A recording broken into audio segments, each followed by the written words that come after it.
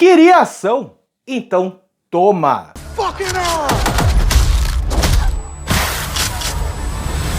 Eu tô absurdamente chocado com o episódio 5 e 6 de Demolidor Renascido, principalmente o episódio 6, que apresenta a Muse, apresenta a força-tarefa anti-vigilante e finalmente é a volta dele, do Homem Sem Medo. Ele retornou de uma forma absurda, já enfrentando o Muse. E eu vou falar sobre isso tudo agora. Quer saber com todos os detalhes? Então, fica aí. Fala pessoal, eu sou Luciano Teixeira e assisti o episódio 5 e 6 de Demolidor Renascido. Episódios sensacionais.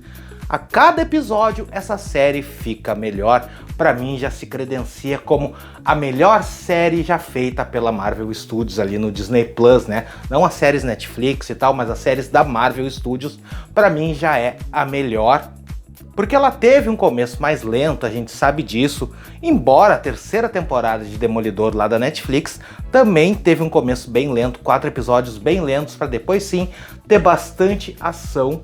E eu acho que isso não atrapalha em nada, porque foi uma construção de uma trama. 4 episódios para construir a trama, construir o que iria acontecer a partir daí, de uma forma realmente muito bem feita. E agora o episódio 5, ele é meio que um filler, tá? Ele se passa com o Matt Murdock encontrando o pai da Kamala Khan, sim, indo buscar um empréstimo no banco e surge um assalto a banco ali, um assalto realmente que foi orquestrado por um mafioso chamado Luca, que tá rivalizando diretamente com o Rei do Crime, e isso tem ligação com o episódio 6, que eu vou falar depois sobre isso. E o episódio é insano. É muita ação, porque o Matt Murdock ele vai embora, ele leva um não, ele simpatiza com o pai da Kamala e tudo, inclusive o pai dela cita ela, fala que ela tá na Califórnia, provavelmente ali, juntando, né, os Jovens Vingadores ou Campeões e tal. Ela tá fazendo isso, e isso já é uma ligação bem direta com o universo do 616, sendo que Demolidor mesmo, apesar de se passar sempre no universo 616, ele ficava meio de lado, por questões burocráticas da época da Netflix, depois trouxeram realmente, né, em No Way Home. E agora tá tudo muito bem estabelecido e tudo muito bem conectado. Mas o Matt Murdock, ele vai embora, e logo depois surge o assalto, ele retorna e se coloca como um refém. A cena é incrível, ele chegando assobiando ali como se não soubesse de nada, como se chegasse ali na hora errada. E o episódio, ele é brutal, ele é tenso, tu fica tenso o episódio inteiro, com as negociações, né, dos assaltantes que sequestraram, fizeram reféns ali dentro do banco e com a polícia, com tudo que acontece, com a questão que eles querem arrombar o banco. Só que eles queriam uma peça só, que era um diamante muito valioso, que esse Luca gostaria de ter, tá? O Matt Murdock dá um jeito porque o gerente não estava lá, e o pai da Kamala que teria que abrir o cofre, ele não fazia a mínima ideia da senha.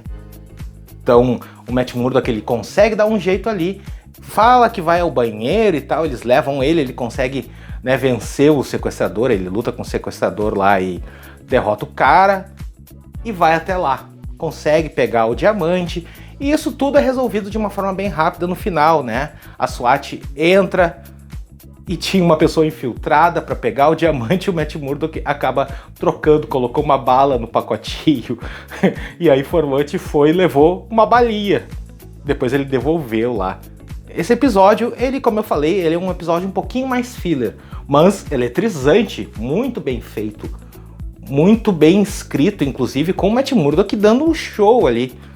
Isso é sensacional, isso é muito Demolidor. É por isso que o Demolidor é um dos heróis prediletos, que eu sempre gostei muito, assim, porque é demais.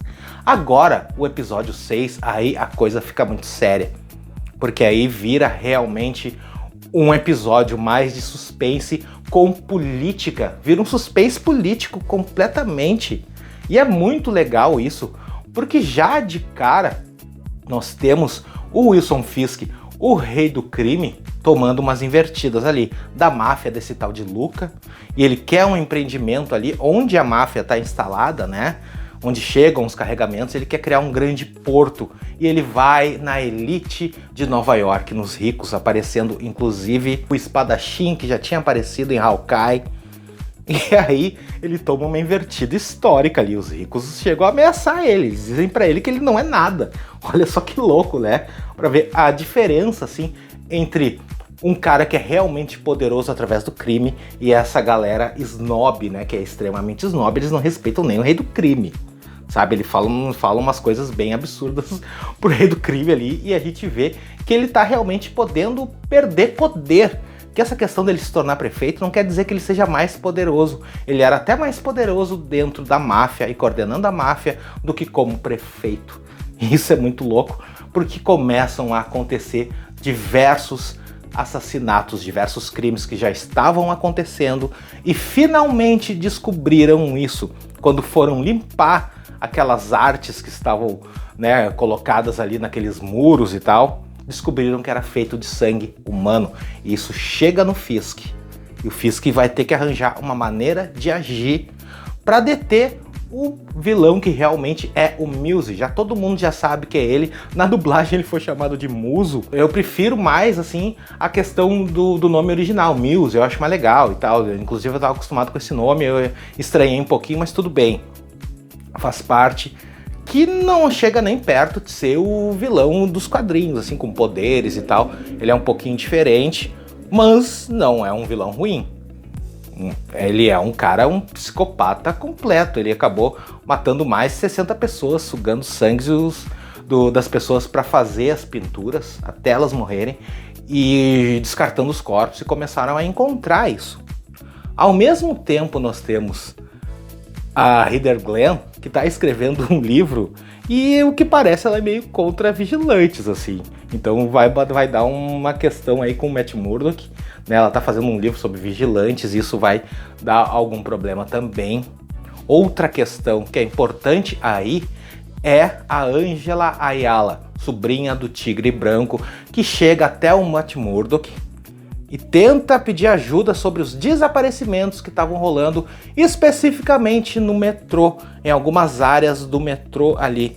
E é onde o Hector Ayala, o Tigre Branco, estava tentando resolver esses problemas dos desaparecimentos. No meio disso, no meio de tanta crise dentro do governo, o Wilson Fisk, né, a prefeitura Wilson Fisk, melhor dizendo, ele cria assim a Força Anti-Vigilante para deter o Muse. E eu tava certo, ele tá lá na Força Tarefa, Cole North. Sim, ele aparece ali, apresentado oficialmente com o seu nome. Muita gente falou, não é o Cole North, não tem como ser, porque ele não é corrupto. Na verdade, ele não entra ali como um corrupto. Ele entra ali para deter o Muse. Mas o Rei do Crime pegou os piores policiais ali de Nova York e colocou o Cole North ali. O que, na verdade, não revela muito sobre como ele realmente é, só que é um cara muito dedicado. E sim, quem estava naquelas fotos com o símbolo do Justiceiro é o Cole North. Pois é, só que a sobrinha do Tigre Branco, a Angela Ayala, resolve ir atrás do Muse. Olha só que absurdo. Exatamente naquele local, nos esgotos, ela achou. E ela desapareceu. O Matt Murdock recebe uma ligação e dentro dessa coisa de não ser mais o Demolidor, ele tentou chamar a polícia e viu que não tinha como. Não fazia sentido chamar a polícia e ele veste o traje e a gente vê a cena icônica, sensacional dele se balançando pelos telhados de Nova York, exatamente como o Demolidor deve ser. E isso é sensacional. Depois rola uma luta com o Muse, porque a Angela ela já estava imobilizada e já estavam sugando o sangue dela. Então isso já estava acontecendo, ela já estava à beira da morte. A cena é brutal, a luta entre os dois é sensacional. Inclusive com o Demolidor meio que enforcando o Muse, mas solta ele. Ele acaba vencendo o Muse, soltando a Angela, que estava prestes a morrer. Ele conseguiu reanimar ela voltou. Mas o Muse fugiu. O que é muito interessante é que ao mesmo tempo que isso acontece, eles vão cortando as cenas. Porque aí já mostra o Rei do Crime, que dá um machado pro Adam, aquele cara que foi o amante da Vanessa, ele tá aprendendo em cativeiro, e eles lutam. Sim, eles lutam com um machado, ele dá vou te dar uma vantagem, dar um machado pra ele. Só que o Adam não tem a mínima chance, ele acaba vencendo o Adam, provavelmente matando o Adam na base da porrada. E agora tá tudo se conectando porque o Mills continua solto. Então nós temos um serial killer solto em Nova York, nós temos o Demolidor retornando, nós temos a força-tarefa anti-vigilante formada para deter o Mills, mas a gente sabe que isso vai respingar em todos os outros vigilantes e o Justiceiro tá para aparecer e enfrentar essa força-tarefa também. Episódios absurdos, sensacionais, gostei demais, assim ó, sem palavras realmente, mas diz aí, gostou do episódio 5 e 6 de Demolidor Renascido? Comenta aqui embaixo e quer saber absolutamente tudo, todos os detalhes, tudo que surgir de Demolidor Renascido é aqui, então se inscreve e já deixa o dedo no like para não perder absolutamente nenhum detalhe. Eu vou deixar aqui na tela uma playlist completa e mais um vídeo falando tudo sobre Demolidor Renascido. Até mais!